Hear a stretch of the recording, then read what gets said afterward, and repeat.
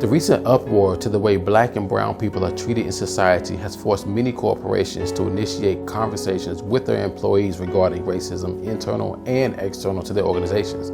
Some of these employees have reached out to me and asked me, one, should they even attend these conversations? And two, if they do attend the conversations, what's the best way to address the issues? So today, my goal is to provide a strategy to help navigate through this new process that we're in now. Topics like this is the reason why I even started my YouTube channel. I've been blessed to experience some of the most amazing things, to have some of the most unique challenges, and to research a plethora of information. All these informations go from topics revolving around COVID-19 to leadership development, to racism, to strategic development, all the way through to information such as the one we're going to talk about today, which is conversations with leadership regarding racism. So on this topic, one of the most common questions that I received was, should I even attend these sessions? The short answer is yes. The longer answer is heck yes. And I get it. I get what you're saying because I've heard it 1,000 times.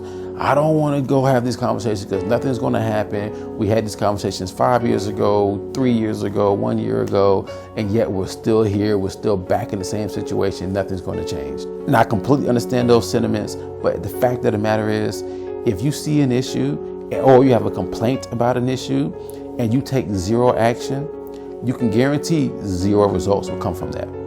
5 issues or complaints times zero action equals zero results. This is your opportunity to not just talk about the issues, but to take action against these issues. The first action that you can take is attending the conversations.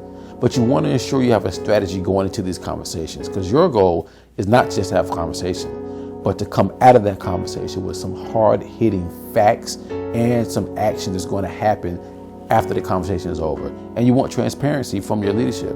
So it's on them now to take the right actions after these conversations. Part of your strategy should be to focus on issues happening internal to your organization. Typically, these sessions that the leaderships are having right now are 30 to 60 minutes long. You'll either have somebody get up and talk for 45 minutes, then have 15 minutes of question and answer, or you may be in a smaller group of 20 to 30 people where you have some director of some organization come in and talk, and they have a dialogue. But even in that dialogue, you may only have 3 minutes to talk. So you want to ensure your 3 minutes are used wisely. And to use them the wisest, their 3 minutes should be focused on internal issues within your organization. We say internal issues because your company may be able to influence things going on external to the organization, which would be great. But we all know that your company has the power and the authority to force change internally. So that's what you want to do. Now, there may be some benefit to mentioning something that happened externally just to provide context or to provide understanding to someone else. For example, I was in one of these sessions one time, and one of the young ladies in the session said, hey, I'm just now understanding this thing you all call the talk within the African American community. And she didn't understand it completely, so she wanted more understanding of it. And so for those that may not know what that is, that's where our grandparents passed down what we call the talk to our parents. The talk focuses on what you as an African American should do whenever you have an encounter with the police. For example, if you're driving, put your hands up 10 to 2 on the steering wheel, take your license and registration out, put it on the dashboard, roll your windows down, say yes sir, yes ma'am, no sir, no ma'am, and a whole plethora of many other things that you should do, and more importantly, what you shouldn't do when you encounter the police. So I provided that context to her so she had a better understanding of what it was, and it provided a few more details to it. But similarly, when I used to work for a company, 30 days in, I was pulled to the side by some African Americans who said, hey, you don't want to work in this organization, you don't want to work for this person, you want to make sure you act like this, you don't want to be too animated because they're going to think you're angry, you want to make sure you don't show up late to any meeting for any reason. And they gave me a laundry list of things to do and not to do while working there. And most of them were focused on race-related things. And so I find myself at times passing down some of that information to my mentees. And so that's why it's so critical for us to have these conversations. So hopefully one day our mentees won't have to pass down the same information to their mentees. Another part of your strategy should be to address systematic issues within your company.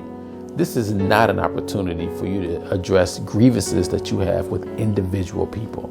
You must focus on the system. Systematic issues are issues that are inherent in the system. So you can remove a person from their position and the system is still going to operate and function as normal. You can change an aspect of the system and the system is still going to operate and function as normal. In order to change the system, you either have to A, overhaul the system, or B, completely get rid of the system and put a brand new system in place.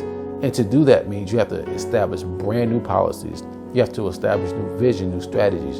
You have to remove people from positions and put brand new people in those positions. You have to establish brand new positions and so forth and so on. So it's not just a simple thing. It really takes time and effort to change an entire system. So for example, if you look at your company now, if you see your CFO, which is your chief financial officer, or your chief operating officer, or your vice president, or your president, or anybody at the top levels, and if all of those people are white males, there's a system that continues to put them in place. A lot of times people will say, well, John's going to retire next year, and when he retires, we'll be able to change the system. As I've stated earlier, changing one person out of a position will not change the system. Or they'll say, well, we'll hire a more diverse workforce. And again, changing one aspect of the system does not change the system. The system will function as it always has. I used to work for a company whereas I was unable to obtain the height that I wanted to obtain within the company because of the system that was instilled in the company. The level I wanted to get to required that you have specific experiences. I was unable to obtain those experiences because I was unable to even apply for the positions that would get me the experiences to have an opportunity to even obtain the level that I wanted to obtain. I couldn't even apply for those positions because I didn't have the proper training. You had to have specific training that was internal to the company that then once you completed the training, you could then apply for those other positions that would give you the experience that would then give you the opportunity to get to the higher level that I wanted to reach. And I couldn't even take those training courses because the position I came into the company with only allowed me to take specific courses. So that means when I first came into the company, my career was already capped. My salary was already capped. I was only going to go to a certain height because of where I came into the company. And interestingly enough, most of the people at my level and below were African American. And so it's the system that has to change.